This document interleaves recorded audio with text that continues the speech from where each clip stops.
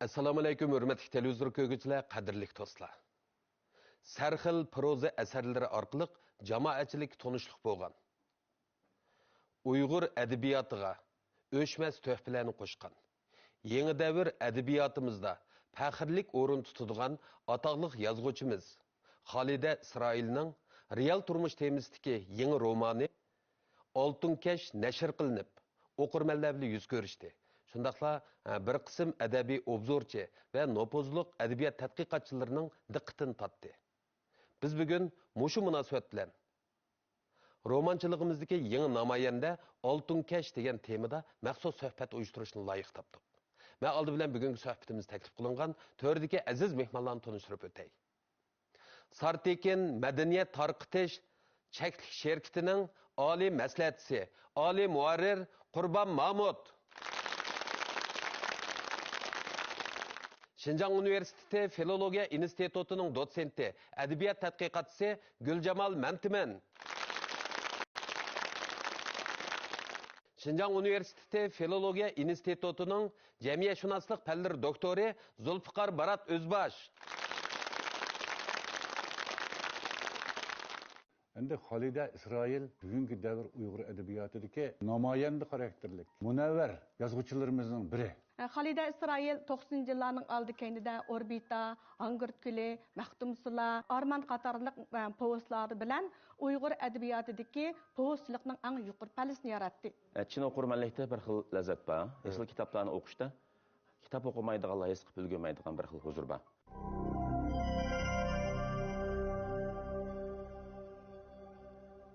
Endi Qurbanka, hem siz Xolida Isroilninki barliq yurishlik asarlarini eng ko'p tahrirlagan, eng yaxshi tushundigan bir muharrir bo'lish sifatingiz bilan sizning nazaringizda Xolida Isroil qanday bir yozuvchi? Kitob haqida bir mashhur mutafakkirning shunday so'zi bor. Oshqanda o'ylantirib, yapqan huzurlandirgan kitoblar eng asl kitobdir deb. Men 1988-yilda Xolidaning Bizmo Ota-bobo nomli hikoyasi bilan Xolidaning asarlarini tayyorlashni boshladim. Mayli Şinjan madaniyati jurnalida bosh muharrir bo'lganda bo'lsin, mayli Tafakkur jurnalida ijroiya bosh muharrir bo'lganda bo'lsin. Va hozir Sartekin madaniyat taqdi cheklik shirkatida oliy maslahatchi bo'lganda bo'lsin, zo'r ko'pchilik hikoya, povest va bu qitimqi Oltin Kash romanini tayyorladim. Endi Xolida Isroil bugungi davr Uyg'ur adabiyotidagi namoyanda xarakterlik, munavvar yozuvchilarimizning biri.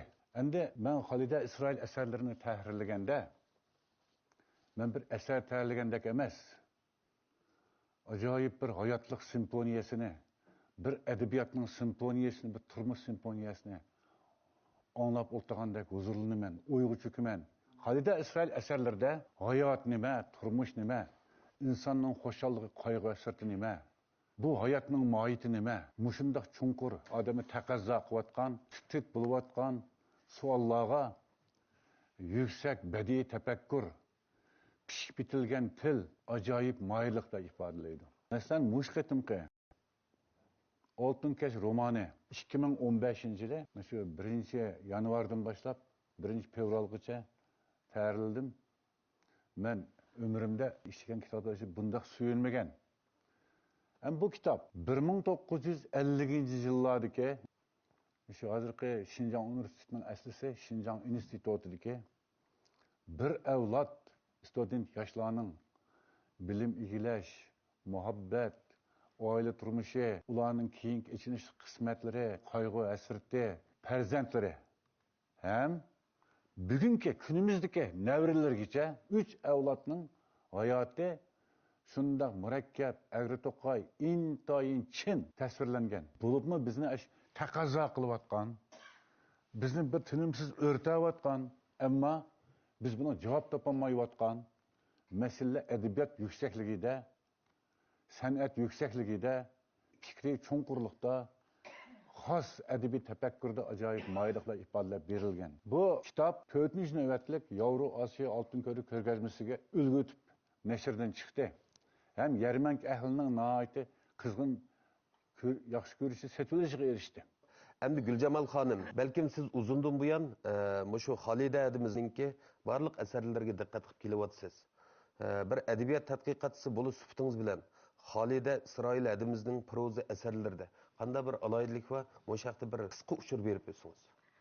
Mening nazarimda Xolida Isroil bugungi davr Uyg'ur adabiyotidagi faxrlik yozuvchilar emas, balki hammamiz suyunadigan bir ona.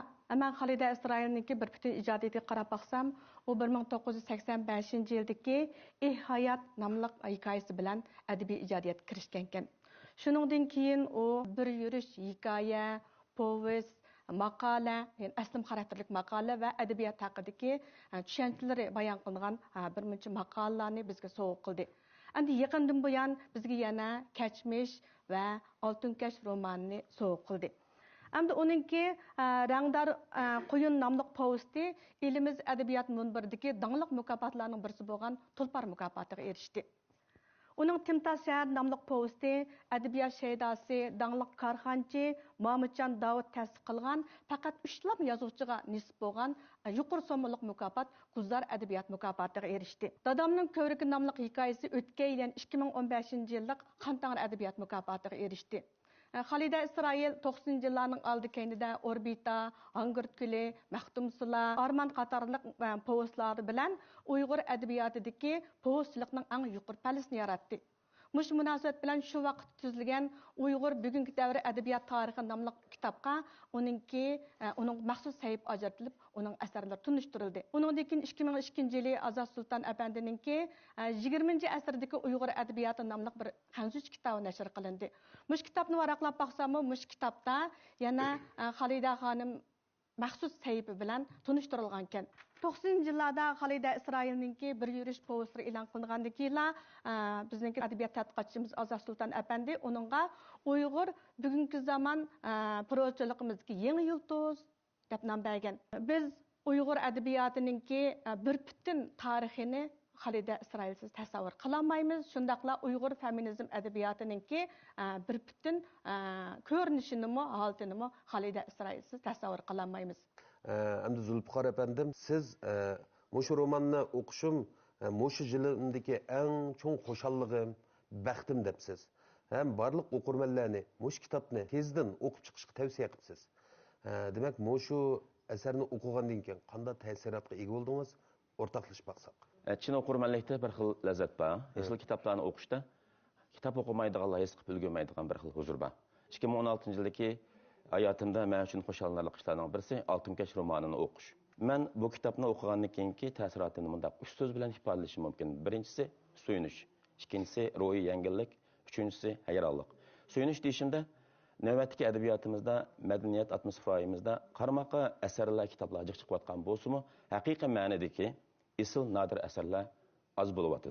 Mushunaq bir xil kutish, intizorlik bilan tug'an chog'larimizda suyimli yozuvchimiz Xolida Isroil yana bir isl romani bilan bizni xush qildi. Endi ruhiy yengillik deyishimda bu asar men aldirash turmush ritmida men bir ruhiy yengillik va bir xil ruhiy qanoat ato qildi. 2009-yili Nobel adabiyot mukofotiga erishgan mashhur pro yozuvchisi Vargas Llosa o'qirmanlikning lazzati haqida shunday deydi. O'qirmanlik hayotning yetarsiz taraflariga qilingan g'alyandir. Endi yaxshi bir asarni o'qish ruhni o'ziga qondirdi, ruhni o'ziga cho'mildirdi. Men bu asarni o'qigandan keyin cheksiz qo'shalliqqa va ruhiy yangilikka erishdim. Uchinchisi tuyg'um hayronlik. Hayronlik deyishimda asarda 3 manba. Odatda ko'pincha asarlar ya 3-shaxs tilda, ya 1-shaxs tilda yoziladi. Lekin bu asarda men deb so'zlaydigan 3 personaj bor. Bular 50-yillarning oxirlarida Shinjongda kelgan adabiyot o'quvchilari. Shuning bilan men asarni 150 baj o'qib, bu intayin qaramliq bo'libdi. Bu asarning oxiri qanday yig'ishtira? Chunki uchlisi men deb so'zlaydi. Bu araliqda tutishib tegishlik, topshirish nurg'ulg'an tafsilotlar bo'lishi kerak-da. Аңағыда айраллық için şundaq bayqadımki əsər nəhayət yaxşı axırlaşdı. Hər mangdan dolqunluq bir keyfiyyət. Adamı hayacanlandırdı.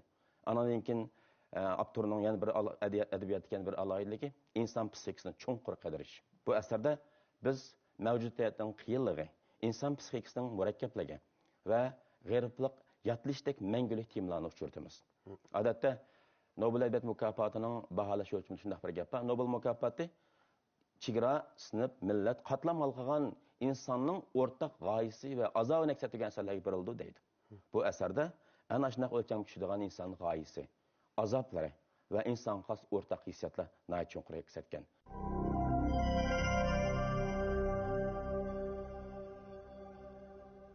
Әмді бір yazğıcıға nisbətən davrninki talabini, davrning ovozini xalqqa yetkazish intayin bir muhim vijdoniy mas'uliyat deb qarayman men o'zim. Xolida xonim o'zi hozir ikki puti sunib shu chaqliq o'rindiqda o'ltirib turib, mush oltin keshdek bir esil romanni yozib chiqish bir ayol kishiga nisbatan eng oldi bilan oson ish emas. Biz bugun ataqlıq yazğıcımız Xalida İsrailninki mush real turmush temisidagi yangi romani Oltin Kesh haqida muhokama etib beryapmiz. Afsus, yazğıcı naq maydon kelanmadi. Hem Xalida adimizning salomatligi yor bamigashga naq maydonga suhbatga eklanmadik.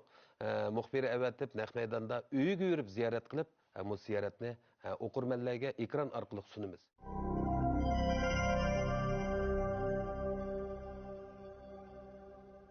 O'tgan asrning 50 yillarida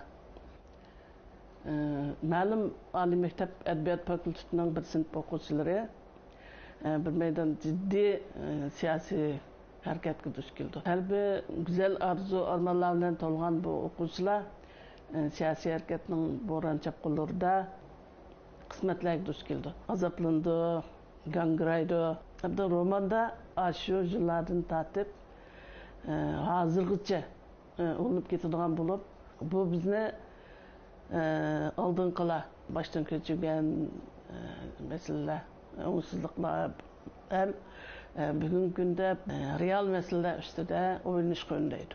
Hamda mening shu romanni yozishga maqsadim bu, hozirgi kishilarni biz qadriga yetmayotgan narsalar ustida o'ylanishdan iborat. Yazuvchi o'zining ko'z qarashi, o'zining turmush tajribalari, o'zining hayot ta'siriyotlari, o'y fikr mulohazalarini asarga singdirmay qolmaydi. Endi bu kitob chiqqandan keyin nurg'un o'qirmanlar telefon qildi. Ba'zilar izlab keladi. Shuning uchun endi shu mening qadrimni qilgan, kitobni so'yib o'qigan, meni yo'qlagan, menga yaxshi tilaklar bo'lgan o'qirmanlarga cho'nqur rahmatimni, minnatdorligimni bildiraman.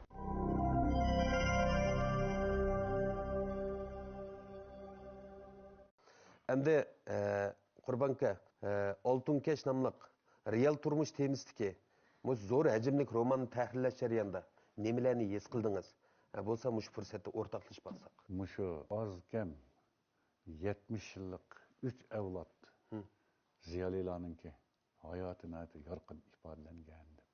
Meni eng bir qiziqtirgan yeri, endi bu odamlarning aynan obrazi qarang, badiiy yuksaklikda ifodalanibdi. Bu odamlarning zo'r ko'pchilikdagi hayot. Endi ikkinchi bir qarashim, endi biz Xolidaninki o'gindigan yerlari birsam inson tabiatini qanday ifodalash, qalb tevishlarni qanday bildirish, insonning ishki azob, xushalligini qanday ifodalash. O'qirmak nuqtasidan bunday bo'lsa, endi qalam nuqtasidan bizning adabiyotga havas bog'lagan adabiyot oshnolarimizninki nurg'un narsani biz universitetning adabiyot fakulteti berolmaydi bu narsa. Bizga faqat nazariyani o'rgatadi, biz mangadigan yo'lni ko'rsatib qo'ydi. Eng yaxshi o'rganish usuli shu munavvar adiblarimizning, xususan Xolidadek adiblarimizning kitoblarini o'qish bizga nisbatan ijodiyatimizni andizlan ta'minlaydi deb qarayman. Demakchi bo'lganim, hayotning chin va haqiqiy mohiyatini tunish, hayotning ishki sadolari quloq solish, tafakkur ko'zlab o'qishni umid qilaman romanni. Guljamal xonim, siz shu Xolida Isroilning yangi romani Oltin Keshni o'qib chiqqandan keyin o'qirmanlar xos hissiyotingiz, ta'sirotingizmi o'zgacha bo'lishi mumkin. Bu haqda qarashlaringizni anglasak. Men bu romanni o'qigandan keyin ajoyib murakkab tuyg'ularga cho'mildim.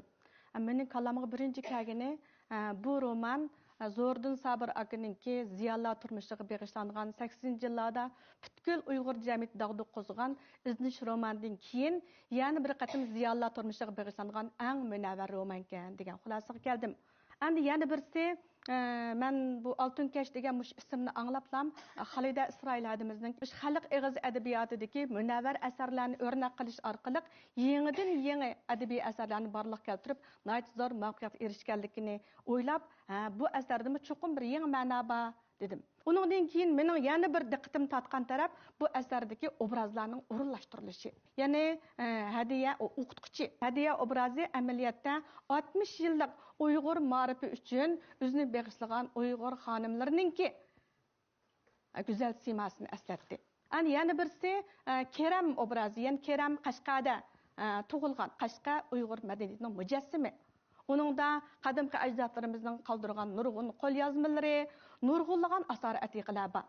Kerem mana shundoq bir oilada, mana shundoq bir makonda tug'ilgan. Shunda bo'lg'achqa u kichik vaqtdalam uning dadisi o'zining savodi bo'lganiga yarasha bolasini o'zining ajdodlaridan qoldirgan Xallar tazkirasi o'xshaydigan bir kitobni ko'rsatdi. Shuning bilan dastlabdala bu Keremning qalbida adabiyotga, she'riyatga o'tdak bir xil ishtiyoq bor. Endi bu meni diqqatim tortgan yana bir taraf. Yana birisi Asim. Endi Asim G'uljud tug'ilgan. Bu uch saboqdosh izchil holda o'zining hikoyasini aytdi. Bular o'tirisidagi samimiy saboqdoshlik munosabat har qanday odamni ta'sirlantirdi. Endi mushu voqealarni hammasini kirishtirganda Abdur ajoyib mahorat ishlatgan ekan. Uningdan keyin hamda mening yana bir his qilganim bu asarda nihoyat kuchli bir xil ayollik ong bor. Bu asarda hayo ichidagi bir o'tliq muhabbat bor. Ayollarning hech kimga digil bo'lmaydigan, faqat o'zilam biladigan bir ichki dunyosi bor. Ayollarningki sirtida emas, uning qalb dunyosida go'zalliklar bir-birlab bayon qilingan. Masalan, Hadiya u bir egiz o'zi qamlashgan Ama kasb bütün vücudundan özünü atıgan bir ayol. O her qandaq joyda özününki ayol ekanligini herkes unutup qalmaydı. Mana bu biz izləyətqan ayol. Endi Zulfiqar efendim, siz okurmenlik hissiyatınız boyunca bu romanını nadir roman depsiz. Endi demek nadir roman dep atışınızda qanda bir sebepler var? Mərhum Zordun Sabir özünün yazıcı bolmaqda asnamlıq maqallar toplumunun 74-cü bedədə nadir əsərlər haqqında toxtulub bunun mundaq təbir berdi. Nadir əsər deganimiz ideviligi cho'nqur, badiyligi qaltis, cho'ng bir temani ko'tarib chiqqan, anadan keyin o'qirmanlar orasida kuchli zilzila va dag'dug'i paydo qila oladigan asar deb yozildi. Ma'lum ma'ni aytgan vaqtida Oltinkash shu o'lchamga tushadigan bir asar. Mening Oltinkash romani nadir asar deyishimda bundaq bir qancha turli sababim bor. Birinchi turli sabab bu asar qaramoqqa ziyolilarning tragik tarixini yozgandek turgan bilan amaliyotda 50-yillardan keyin butkul ijtimoiy to'pning qalb tarixini qidirib bergan. Germaniya Adabiyat Jamiyatşinası Şokun şunaq bir nərsindəydi. Bir parça nadir əsər şu millətin qəlbidəki çonqur qatlamlarını operasiya qilisharlıq barlıq kildi deydi. Xalda İsrail xanım yalğız ziyalıların tarixini emas, bəlkə bütkül millətin qəlbidəki arzu isteklərini, təlpinişlərini, gayələrini əks etdirgan. İkincisi əsərdə şu azab eni intayin güclük. Adətdə bəzi yazğıçılar zərdarlarının, baylarının rahat parağat turmuşunu köprək yazıdı. Əməliyyatda haqiqiy ma'nodagi bir yozuvchi chuqum ojizlarning, beqinlarning azab ta'siriga diqqatini ag'darish kerak. Shunga 2007-yillik Nobel adabiyot mukofoti sohibi angliyalik mashhur yozuvchi Doris shunday bir gapni debdi ekan, baholash nutqida haqiqiy bir yozuvchi uzul kesil, o'z vakillik qilayotgan to'pqa vakolatdan so'zlash kerak deydi. Xolida Isroil xonim o'z vakillik qilayotgan ijtimoiy to'pqa, o'z yashayotgan ijtimoiy jamiyatga qavmik vakolatdan so'zlagan. O əsərdə azab intayin çoxqur. Üçüncüsü, bu əsərdə mövcudiyyətin qiyinliği və insanın psikisinin mürəkkəbliyində bir məngülük deyə məqsəd olacaq. İnsan psikisini köpüncə yazğıçılar bir qilibdə, ramkada yazdı. Biz bu əsəri qaraydigan bolsaq, bir xil insan psikisinin mürəkkəbliyi və qilib düşməydiganlığından ibarət bir paket düşünülgan. Üçüncüsü, Xalda İsrail prozada yanlış yaratqışı. Barlıq nadir əsərlər və böyük yazğıçılar çoxum üzül kesil konu yazıqlarına nisbətən bir yanlış yap bardı. Əməliyyatda proza yanılangıcı deməkdir. Xalda İsrail üçün Bayraktar yazıçılar yazmagan yana bir nöqtəni, yana bir temini götürüb çıxan, o yanlış yaratqan. Dördüncüsü, əsərdə pişqan bədii məharət, mol təsəvvür var. Şuna mən Xalda İsrail xanımның müşündaq bir yaxşı əsərini yazıb çıxqanlığı üçün mübarəkləyəm. Xalida İsrailning əsərləri izchil holda adabiyot tədqiqatçılarının, doktorlarının, magistrlarının və to'liq kurs o'quvchilarininki tədqiqat obyekti bo'lib keldi. Bu əsər ündidar davrda, internet davrda yana bir turkum nadir əsərlərə oxşatılған oqurmanlar qatılma barlıq keltirdi. Bu bir katta nəticə. Mening mahirlik hayotim 40-yillik qadam qo'ygan vaqtida menga bu sharaflik ham mushkul, yuksak mas'uliyat talab qilinadigan mana roman zimmamga tushdi.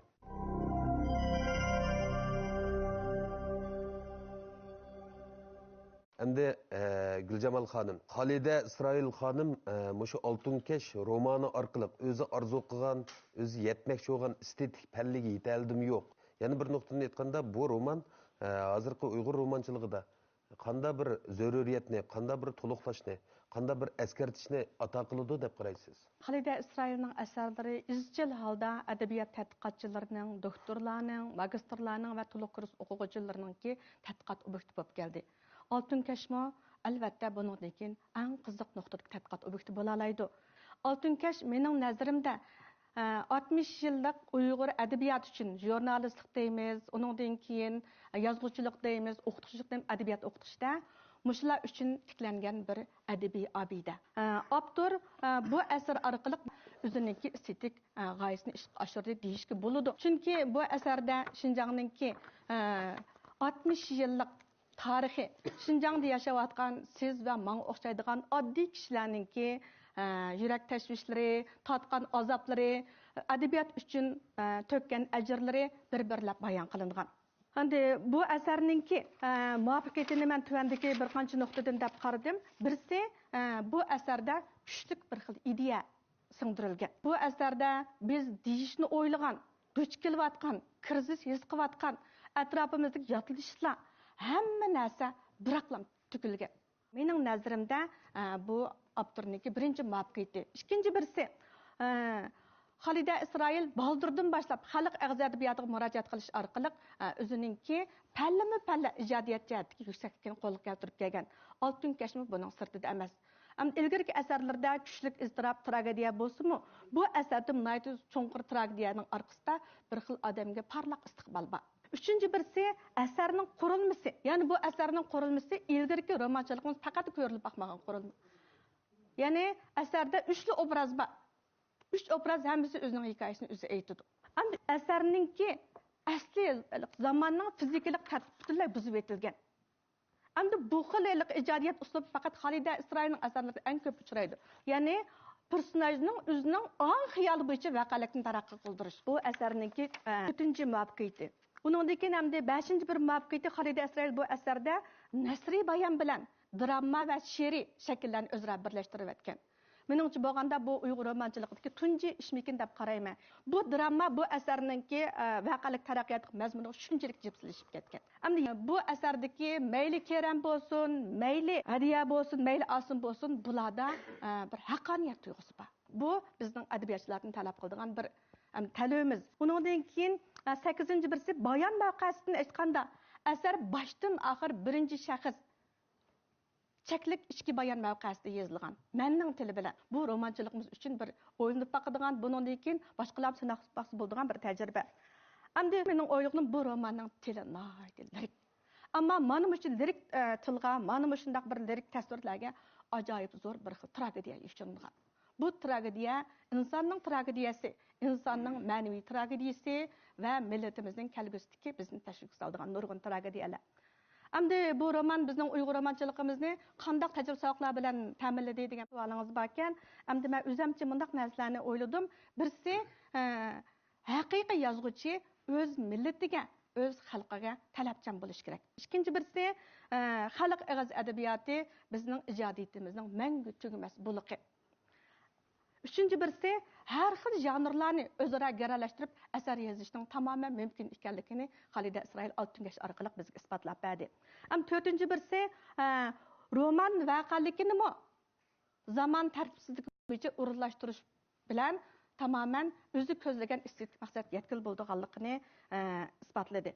Hamda 5-chi birisi voqelik qo'g'lashmay turibmi turmushninki eng inchki taraflarini odatdagi odamlarning ruhiy dunyosini, ichki dunyosiga yuzilinib turib, tamoman yaxshi asar yozilib bo'lganligini o'zining ijodiyat orqali isbotlab berdi deb qaradim. Endi Zulfiqar apandim, endi mayli adabiyot yoki jamiyatshunoslik nuqtasidan o'sha Oltinkashning qanday qimmati va qanday bir hayotiy kuchi bor? Adabiyot jamiyati nuqtasidan aytgan vaqtida bu asarning sehriy kuchi va qimmati nada? Birinchisi, mening qarashimcha, bu asar mushxildagi asarlarni o'qish qiziqadigan, ayollarning qalb xotirasini o'qish qiziqadigan, mushxildagi yangi badiiy zuh paydo qila oladi. Demak, bu asar yana bir qatam mushundaq bir badiiy zuhning barliqqa kelishiga sabab bo'ladi. Ikkinchisi, o'qirmanlar qatlami nuqtasini aytgan vaqtida bu asar undidor davrda, internet davrida yana bir turkum nadir asarlarni o'qish qiziqadigan o'qirmanlar qatlami barliqqa keltirdi. Bu bir katta natija. Internet davrida undidorning shavqinlarida biz ba'zi kishilar hamma narsa undidorda bor. hamma bilim unidarda bor degan hamoqatlarcha aqida bilan yashayapti. Amaliyotda haqiqiy chunqur faktlar va haqiqatlar, isl ideyalar biz ismini anglab bakmagan chunqur kitoblardir. Bu asarning zilzilasi nihoyat katta bo'ldi.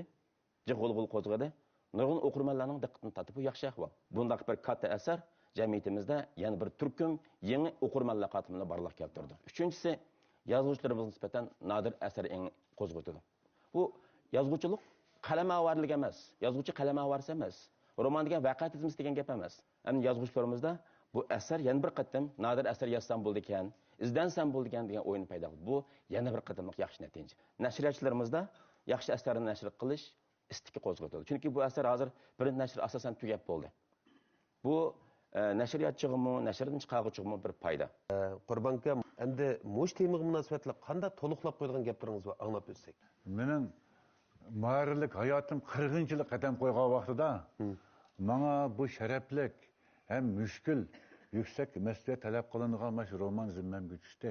Meningki oxirida deydigan 3 turlik umidim bor. Birinchi, mushu zamon taqozo qilayotgan hozirgi yosh bug'ullarimiz, yosh bolalarimiz, yosh farzandlarimizning hayotiga atab oltin kashtak romanni birini qoldirgan bo'lsa. Ikkinchi, Xolidami hozir mum yeshiga yetdi navri ko'rdi.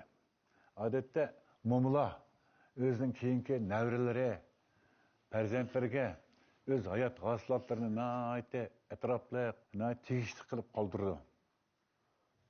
Demak, bundan keyin yetishib chiqayotgan o'zining adabiyot bolalari, adabiyot navrilariga o'zining mana shu ijodiyat vositalarini bir nazariya yuksakligiga ko'tarib, onalarcha qoldirib ketsa. Uchinchisi, endi bu kitobni faqat o'qirmanlar bu romandan bir estetik zavq, tarbiya elish uchun o'qisak, adabiyot maydoniga yangidan qadam qo'ygan yosh bug'ullarimiz buni bir adabiyot darsligi, ya'ni romanning o'rniga ulgu sifatida bir tadqiq qilib o'qib chiqishni umid qilaman. Biz bugun ataqlıq yazğıcımız Xalida İsrailning real turmush temisidagi yangi romani Oltinkash haqida maxsus suhbat uyushtirdik.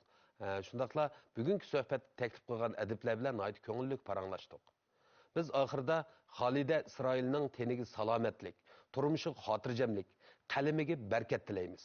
Bugungi suhbatimiz mushada oxirlashdi. Kelar hafta ko'rishaylik.